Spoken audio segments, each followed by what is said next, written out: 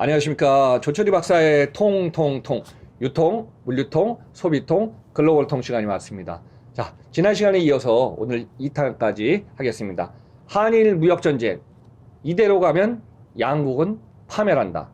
제가 한일 양국 30년 살아보면서요, 양쪽에 보니까 다른 점과 공통점이 많이 있습니다. 근데 다른 점은 서로 이제 이해를 하고 상호 존중을 해야 되는데, 지금 다른 점을 갖다가 무조건 다르다고만 인정하다 보면요, 타협하고 해결책이 안 나옵니다.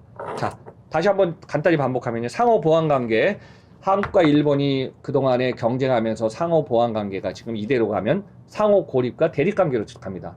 또 글로벌 공급망의 체인이 이대로 간다면 공급망의 체인이 끊어집니다. 물론 이제 일본도 한국 없이도 되겠죠. 한국도 일본 없이 뭐 저기 기초 소재도 뭐 만들면 되겠죠. 근데 시간이 많이 걸립니다. 글로벌 공급망은요, 필요한 걸 갖다 쓰고 그걸 갖다가 완성품을 만들어서 공장에서 수출하든 거의 보내는 거거든요. 근데 이런 시장이 붕괴됩니다.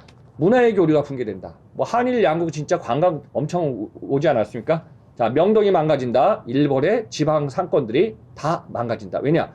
사람은요, 관광객이 왔다가 안 오면요, 수익 구조가 안 납니다. 그래서 그 상황이 되고요. 그 다음에 이제 정치 스타일 다르지만은 이 다른 정치 스타일, 뭐 이제 정치가들이 잘못 판단하면 어떻게 되죠? 기업하고 개인과 국민들이 다 힘들어 하잖아요. 그래서 좀 포괄적으로 글로벌한 마인드를 가지고서 상호 이해와 절충안을 찾지 않으면 두 나라는 상호 최악의 고립된 관계가 지속될 걸로 저는 보고 있습니다.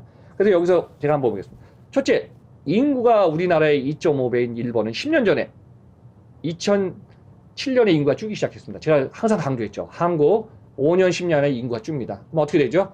일본이 고무풍선이 줄어든 것처럼 한국도 5년, 10년 안에 경제력이나 소비가 위축되면요, 작아집니다. 이게 앞으로의 한국의 지금 현실입니다. 자, 두 번째, 인구도 다르지만요, 총 GDP라는 게 있습니다. 전 세계 국가는 총 GDP 제가 그전에 설명했지만요, 그 중에 70 몇 조 원 정도에 있는데, 그 중에 미국이 20조 원입니다. 중국이 12조고요. 일본이 5조 4천억 달러, 3위입니다. 한국은 1조 5천억 달러입니다. 경제 규모가 우리나라보다 3배 이상 많은 일본 같은 경우는요, 정부 예산 얼마인지 아십니까? 제가 살아서 보니까 2000년대에 일본은 진짜 SOC 사업할 때 정부 예산을 갖다가 90조 엔, 그러니까 900조 원의 정부 예산을 쭉 지켜오다가요, 최근에 100조입니다. 그러니까 우리 돈 얼마? 1000조가 정부 예산입니다.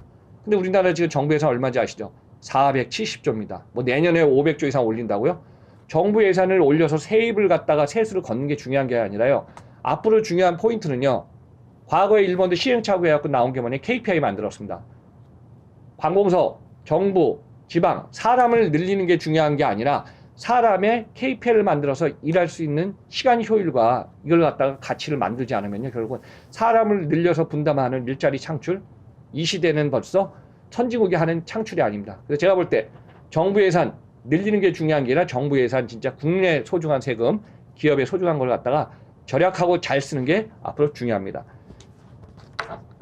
그 다음에 이런 시장이 오다 보니까요, 제가 설명할 때 유통시장이 되겠습니다. 최근에 우리나라 유통 어떻습니까? 이마트가 2, 4분기에서 영업 손실이 났다고 그러죠. 이마트가 영업 손실 날 포인트 한번 제가 설명드릴까요? 대형마트는 벌써 몇 년 전부터 시장 규모는 꺾였고요.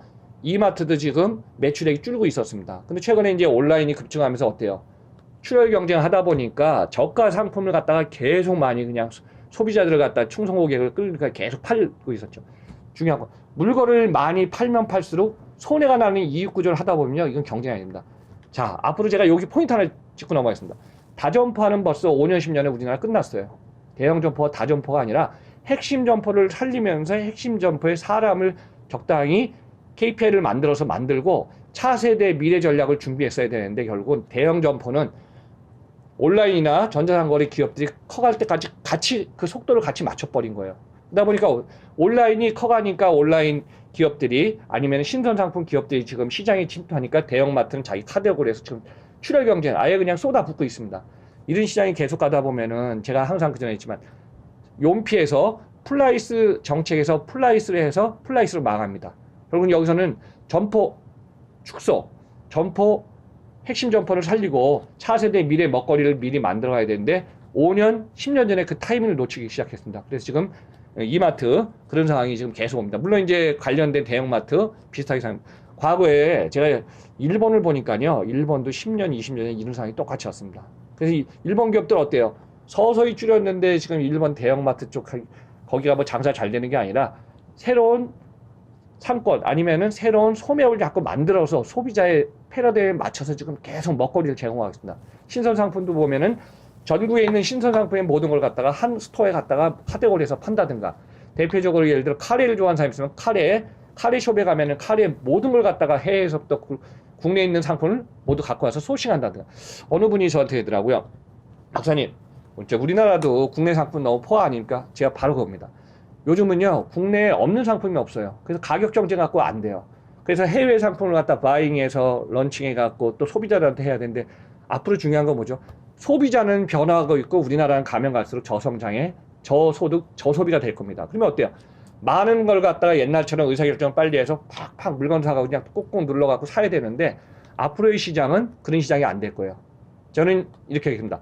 소비가 선택하지 않은 유통기업은 오랜 동안 존속할 수가 없고, 여기에 맞춰서 제조기업도 마찬가지입니다. 뭐 여러분들이 필필멘트, 라스트 온 마일, 제가 이제 한 2000년대 중반 일본에서 이제 라스트 온 마일하고 필필멘트를 제가 이제 전략자하고 삼자물류하고 유통할 때 다 해봤는데요. 일본이 그 시대가 과거에 있었어요. 근데 한국은 지금 그 시대가 온 것뿐입니다. 그래서 이 시장에서 한일 양국에서 만약에 유통시장도 이렇게 힘들었는데, 또 이런 얘기 하겠습니다. 일본에서 유통 매장에 한국에서 바잉해갖고 런칭하는 상품도 꽤 많거든요. 이 상태 계속 가다 보면 일본에서 한국 상품 안 사죠. 한국도 일본 거 팔로가 안 돼요. 뭐 어때요?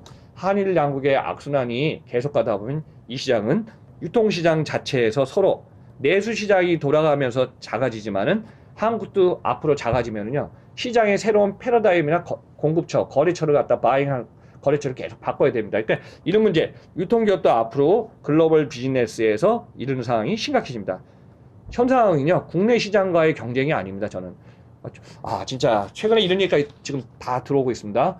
아마존이 한국에 진출한다는 얘기 벌써 여러분들 아시는 분들은 아실 거예요. 아마존이 한국에 진출하면 어떻죠?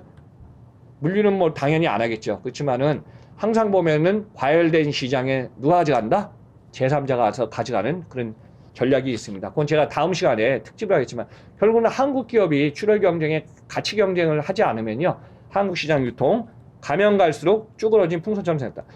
제가 이 얘기 하나 하겠습니다. 어느 분이 저한테 물어보더라고요. 박사님, 한국에 지금 온라인이 뭐 100조, 110조 가는데 우리 시장 커지는 거 아니에요? 아닙니다. 여러분들, 우리나라 소매업이요, 재래시장 포함해서 300조가 좀 안 됩니다. 생각해 보십시오. 갑자기 전자상거래가 커졌다고 그래서 전자상거래 시장 규모는 그쪽으로 전환하는 거지, 대형마트나 오프라인 지금 다 줄고 있지 않습니까?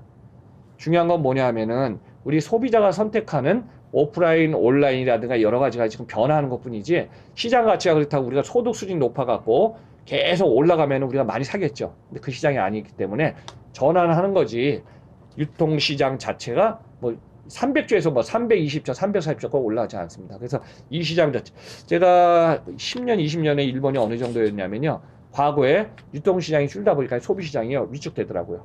그래서 규모가 작아져요. 저는 이렇게 얘기했습니다. 5년, 10년 안에 한국 시장 내수는 0% 줄고, 우리 기업들은 지금 제가 제3국 얘기했죠. 이머징 마켓, 동남아시아, 아니면은 뭐 인도네시아, 방글라데시아 그쪽으로 가서 신규 시장을 개척해서 기업들이 나가지 않으면요, 앞으로 더 힘들어진 시장이 될 걸로 보고 있습니다. 그래서 유통도 그런 상황이고, 물류 분야는요, 여러분들 아실 거예요. 가장 중요한 게 규모의 경제에다가 물류의 이제 그 양이거든요. 근데 비행기로 오든 배로 오든 국제 간에는 교류가 활성해야 인바운드, 아웃바운드가 있는데, 결국은 지금 물량이 서서히 교류하면서 줄어들기 시작합니다. 한번 생각해 보시죠.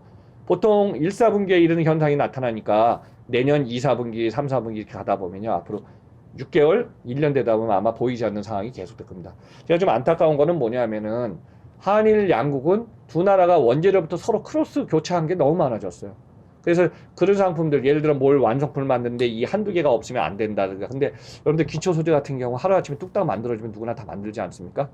근데 기초 소재라든가 이 만드는 데는 시간이 걸리고, 여기서 중요한 얘기겠습니다. 물건을 만들어도 판로를 개척하지 않으면요, 물건을 만들고 나서 과잉 생산이 될 겁니다. 기초가 되든 무슨 상품이든. 그래서 이제 그런 판로 개척은 앞으로 가면 갈수록 시장이 더 어려워지지만은, 그런 것도 생각을 하면서 한일 관계를 좀 개선했으면 좋겠습니다.